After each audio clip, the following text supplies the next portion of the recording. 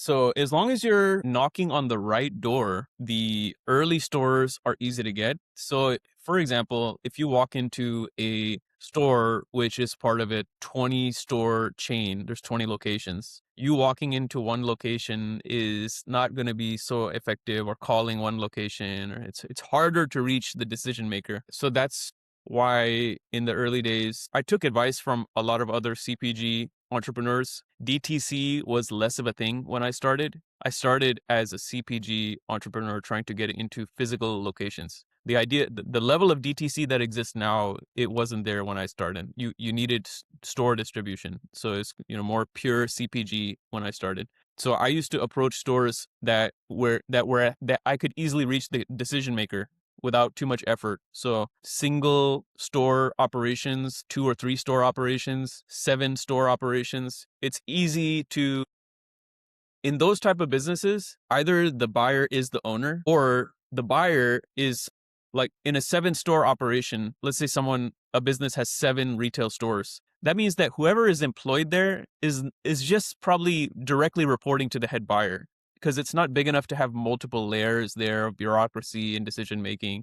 They all know each other at that level, but they still have buying power. So to get into the first locations I hate to say it's easy, but it kind of is easy when you're dealing with, if you approach small stores, and then number 2, you make it risk free for them. So I didn't know anything about the industry, but I learned all these terms as I went along. So I learned what is called a free fill. I didn't know what that meant when I started, but free fill means that it's whatever is your standard case pack size, right? So for example, our toothbrushes, if I take toothbrushes, are sold in 36 packs. Our dental floss is sold in 24 packs. So these are a single case, a wholesale case of our product comes in a case pack of 36 units. We try to make, over time I learned how this works, and we try to make our case packs equal around $100 wholesale value, and the retail value would be double that.